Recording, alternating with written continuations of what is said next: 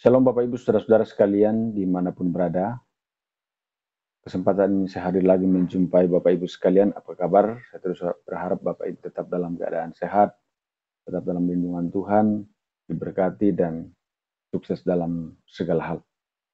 Kesempatan ini kita akan dengarkan kesaksian dari seorang Bapak Muslim yang mana beliau adalah seorang anak dari imam masjid yang boleh dijamah oleh Tuhan, boleh terima Yesus sebagai Tuhan dan Juru Selamat. Saya bersyukur saudara-saudara bahwa dia boleh diselamatkan, dia boleh dipanggil oleh Tuhan untuk menjadi pengikutnya sehingga hidupnya menjadi berharga, bernilai di mata Tuhan. Dia tidak akan binasa, melainkan beroleh hidup yang kekal. Untuk lebih lengkapnya, saudara-saudara, kita saksikan bersama-sama.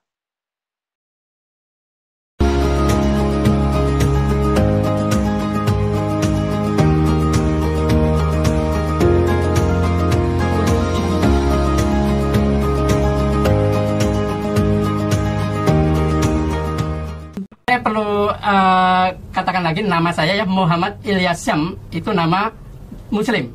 Karena ayah saya memang seorang imam di masjid di Bima, Ente. Jadi saya diberi nama, kenapa nama saya, nama Nabi ini dua. Muhammad adalah biasalah Nabi Islam. Jadi ayah saya mengharapkan saya memiliki sifat hati yang mulia seperti Nabi Muhammad. Kenapa ada Ilyas? Ya, Ilyas itu kalau dalam Alkitab itu mungkin Elia. Elia, karena saya juga bingung ketika baca Quran, baca Alkitab kok ini kisahnya sama, Ilyas sama Elia.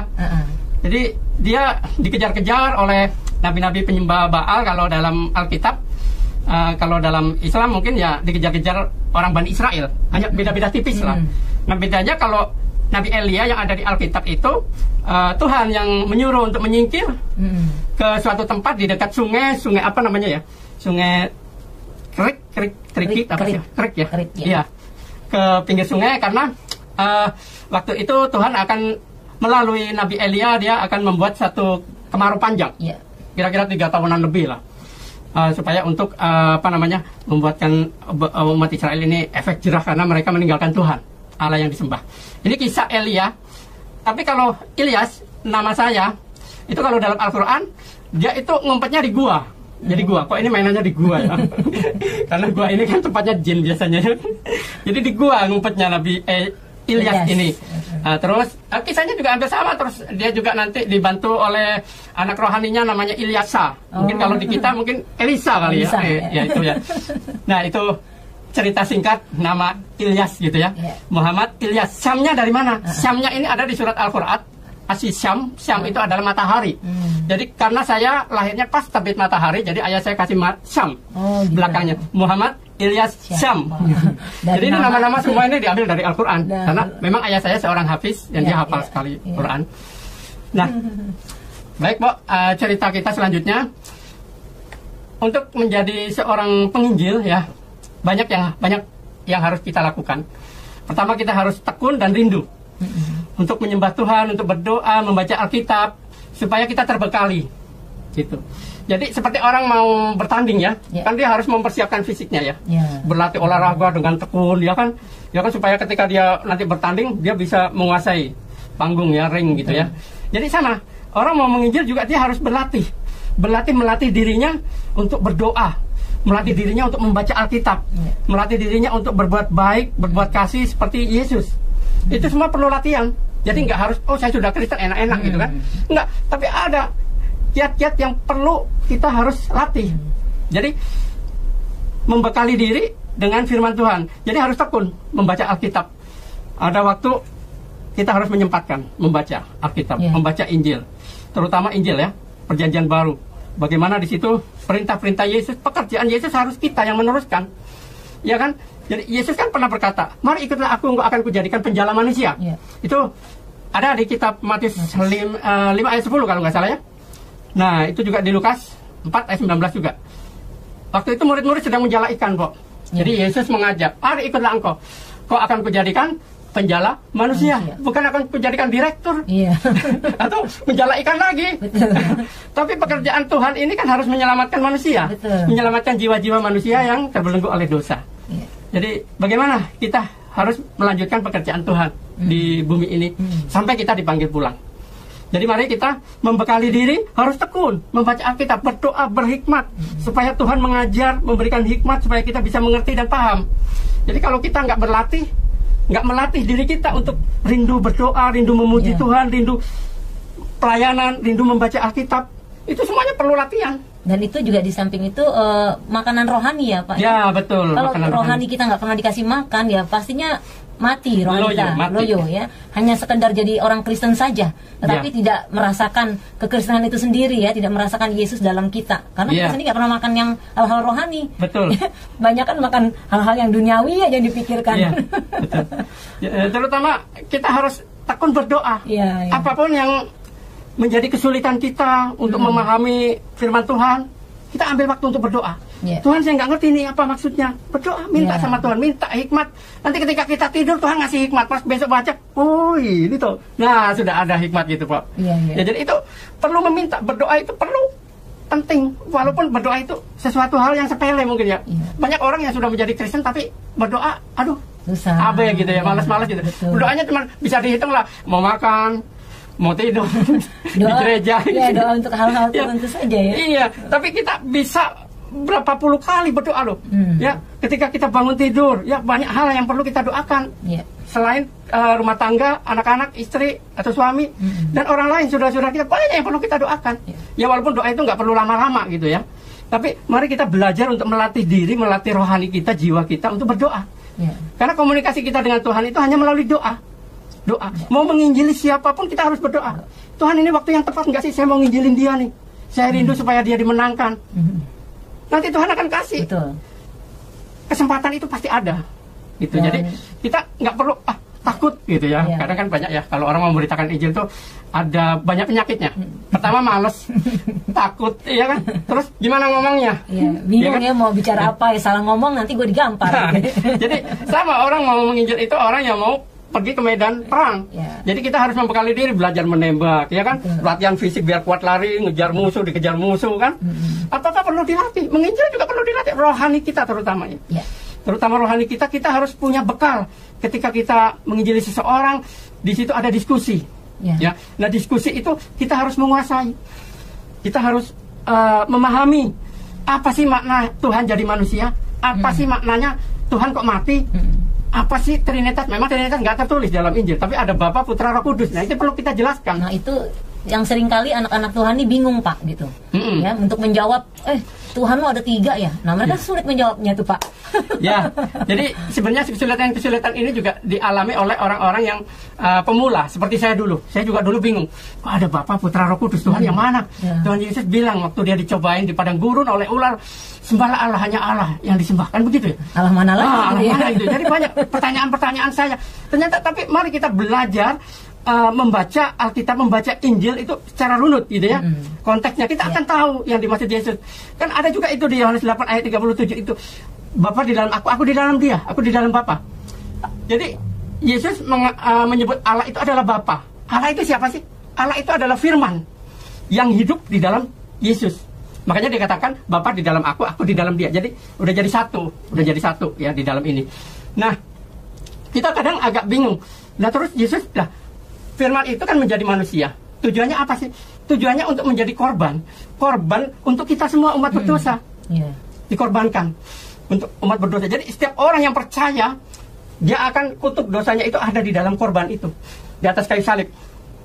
Ada di atas kayu salib. Orang yang percaya, kutuk dosanya terlepas karena percaya kepada Yesus. Sama Yesus. Kita tidak lagi dibelenggu, diperbudak oleh iblis. Jangan berbuat dosa lagi. Ketika kita sudah menyerahkan dosa, kesalahan-kesalahan kita kepada Yesus. Jadi tujuan Allah firman menjadi manusia itu yaitu untuk menebus umat manusia, untuk menjadi korban. Karena seharusnya yang jadi korban kita, Pak.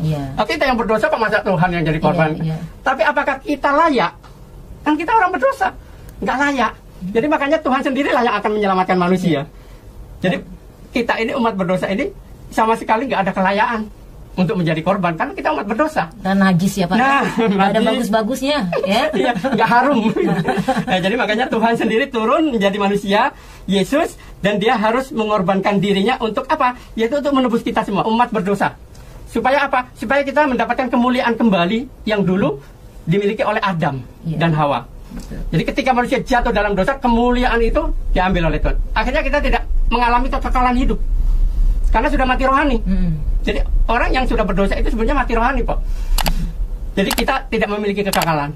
Nah, inilah tujuan Yesus mengorbankan dirinya supaya kita kembali memiliki kekekalan, kemuliaan. Ya kan? Barang siapa yang percaya kepadaku, dia akan diselamatkan. Gitu ya. Jadi kematian Yesus adalah kematian kutuk dosa kita semua. Makanya ketika Yesus di atas kayu salib, ada yang tanya juga mungkin, berarti Allah juga mati? Kok Allah mati? Yesus kan Allah katanya, Yesus kan Bapa. Berarti mati loh, bukan begitu. Yang mati adalah kedagingan Yesus yang sedang menanggung kutuk dosa. Ketika tubuh Yesus mau menyerahkan nyawanya, mau mati, Allah meninggalkan untuk sementara. Makanya ketika Yesus mau menyerahkan, dia sebut apa? Dia ngasih kode, Eli, Eli, lama sabachthani. Allahku, Allahku, mengapa engkau tinggalkan aku? Ini kutuk yang sedang berbicara. Jadi Allah meninggalkan tubuh Yesus, dan saat itulah Yesus menyerahkan nyawanya dan dia mati di atas kayu salib. Sebelum Yesus mati, dia masih sempat menyelamatkan penjahat yang di sebelahnya. Karena penjahat itu bilang, Yesus, ingatlah aku pada saat engkau datang menjadi raja. Yesus bilang apa? Saat ini juga engkau akan bersama-sama dengan aku di Firdaus. Ya, di Lukas berapa, Pak? 23 ayat 43 kalau nggak salah ya. Nah, jadi Yesus masih punya kuasa itu di sana karena belum mati kan? Nah, ketika dia mati, dia menyerahkan nyawanya, dia mati tubuhnya, itu menandakan bahwa kutuk orang-orang yang percaya, dosa dan kutuk itu sudah dilebur. Sudah dimatikan di atas kayu salib. Dan ketika dia bangkit, kita merasakan menjadi manusia baru. Jadi saya sudah tidak tidak mau lagi dibelenggu, diperbudak oleh setan-setan jahat yang menggoda saya dengan kedengkian, kemarahan, bahkan pembunuhan atau permusuhan. Saya nggak mau lagi. Jadi kita sudah diselamatkan, sudah ditebus di atas kayu salib. Kita harus bersyukur. Kita sudah menjadi manusia baru. Haleluya. Itu sebabnya ya, Yesus itu kasih adanya. Kasih itu mengalah. Nah, kalau Yesus nggak mengalah, kita binasa ya nggak, Pak? Betul. Nah, untuk itu kita harus selalu bersyukur ya, kalau kita boleh diselamatkan ya, dipindahkan dulu hidup gelap lalu dibawa kepada Tuhan, kepada terangnya yang ajaib. Nah, kita bersyukur, itu bukti syukur kita kepada Tuhan. Bukan karena lagi kita ingin mendapatkan surga, kita berbuat baik, tetapi kita sudah mendapatkan surga itu, lalu kita berbuat baik dan mengucap syukur. Itulah bukti kasih Tuhan yang ada dalam diri kita. Nah, saudaraku yang kekasih ya, pada saat ini kami mengajak saudara yang sudah di dalam Yesus harus terus tanamkan cerminan Yesus dalam hidupmu, supaya kita juga menjadi terangnya yang luar biasa, karena kita ini suratan yang terbuka bagi banyak orang ya. Nah, Pak Ilyas, saya mewakili anak-anak Tuhan di sana. Seringkali gini, Pak, saya merasa ya yang penting gue udah Kristen lah, udah terima Yesus, dosa udah diampunin, ya berbuat jahat lagi juga nggak apa-apa gitu. Nah, seringkali kan banyak orang seperti itu. Nah, kira-kira gambarannya seperti apa ya, Pak? Apakah memang seorang anak Tuhan, kalau kita sudah diselamatkan, itu sebenarnya kita boleh berbuat lagi nggak sih yang pernah kita lakukan kejahatan yang dulu gitu? Nah, karena kan kita hidup dalam dunia ini, seringkali iblis terus menteror kita nih, Pak. Menggoda. Ya. Nah, bagaimana untuk mengalahkan hal-hal jahat seperti itu, dan bagaimana supaya kita ini tidak larut, tidak terbawa gitu ya, sehingga kita nanti jatuh lagi ke dalam dosa. Nah, caranya seperti apa, Pak? Mungkin Bapak bisa ngasih masukan, gambaran bagi saudara kita. Ya, baik. Saya juga pernah ketika diskusi dengan saudara-saudara teman-teman yang Muslim, hal itu juga dipertanyakan. Enak ya jadi orang Kristen, udah ditebus, buat dosa aja terus katanya. Aduh, kacau. Jadi begini, Pak. Kita sudah terima Yesus sebagai Tuhan dan Juru Selamat ya. Artinya kita sudah dibebaskan dari belenggu dosa, ikatan dosa.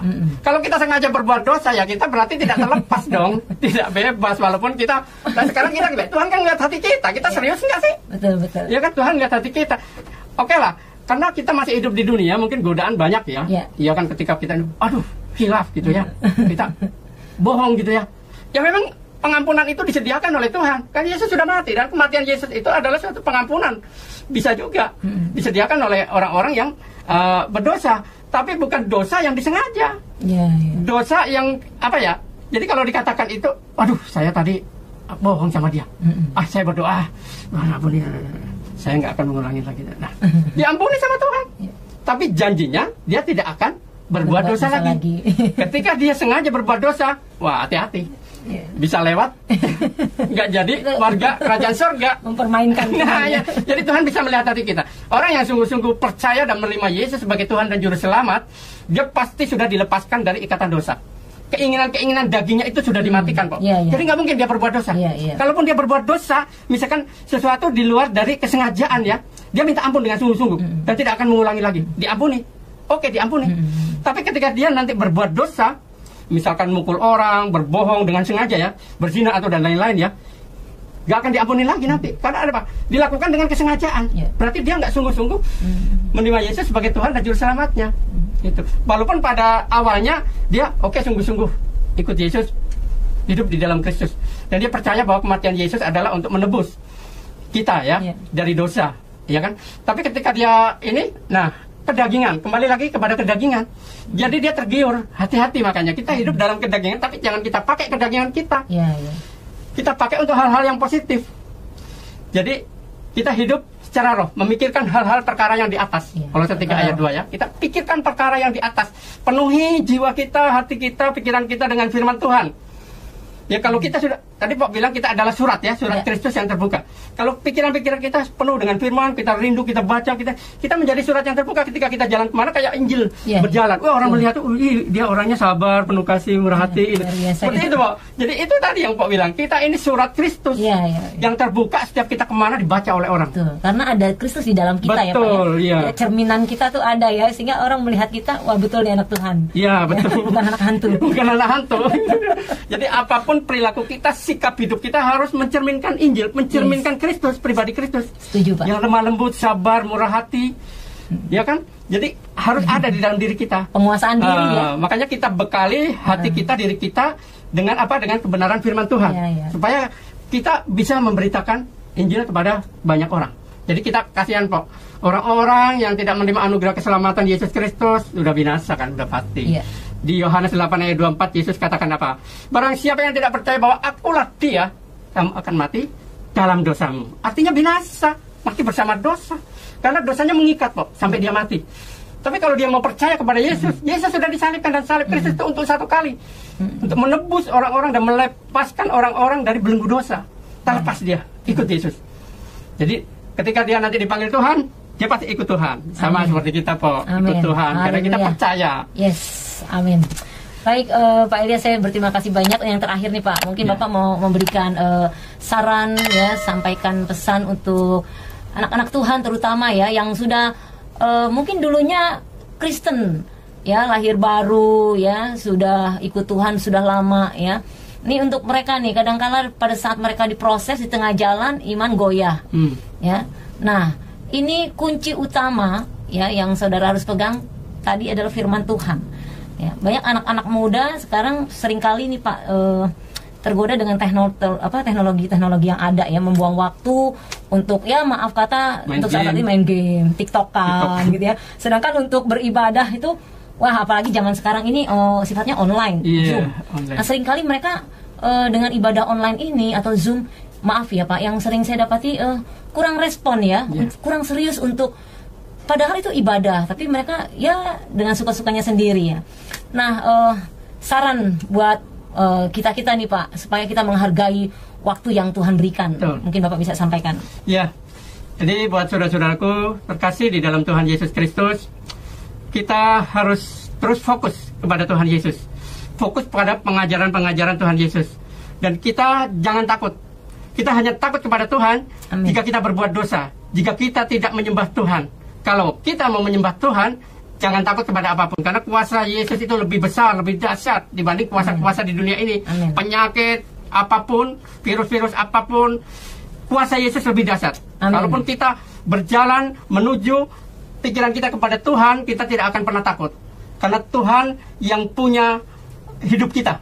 Jadi mati, hidup ada di tangan Tuhan. Kita harus miliki prinsip Rasul Paulus di Filipi 1 ayat 21, bagiku hidup adalah Kristus, mati adalah keuntungan. Kenapa dikatakan untung? Karena kita diselamatkan. Ikut Yesus, bekerja untuk Tuhan, kita pasti diselamatkan. Jadi kita jangan bimbang, jangan santai. Ini adalah waktu pembebasan, tahun Yobel. Yes. Ya, ketika Yesus sudah bangkit, Yesus naik ke surga, inilah tahun Yobel. Saatnya kita bebas terlepas dari ikatan-ikatan belenggu dosa. Amin. Mari kita terus rindu untuk membaca firman Tuhan, karena firman Tuhan adalah roti kehidupan. Yesus katakan, akulah roti hidup yang turun dari surga. Dan pribadi Yesus, semua keberadaan Yesus itu sudah tertulis di dalam Injil. Jadi kita harus imani Injil, harus kita baca dengan rindu, supaya kita mendapatkan pembekalan kenyang dengan roti surgawi. Amin, amin. Demikian video ini saudara-saudara, semoga bermanfaat, memberkati kita sekalian, supaya kita semakin semangat, semakin kuat, semakin bertumbuh dalam Tuhan. Jangan lupa terus dukung channel ini saudara-saudara dengan cara like, subscribe, dan share, supaya saudara terus mendapat notifikasi video-video terbaru dari saya, dan terlebih channel ini akan terus berkembang ke depan dan menjadi saluran berkat bagi banyak orang. Tuhan Yesus memberkati.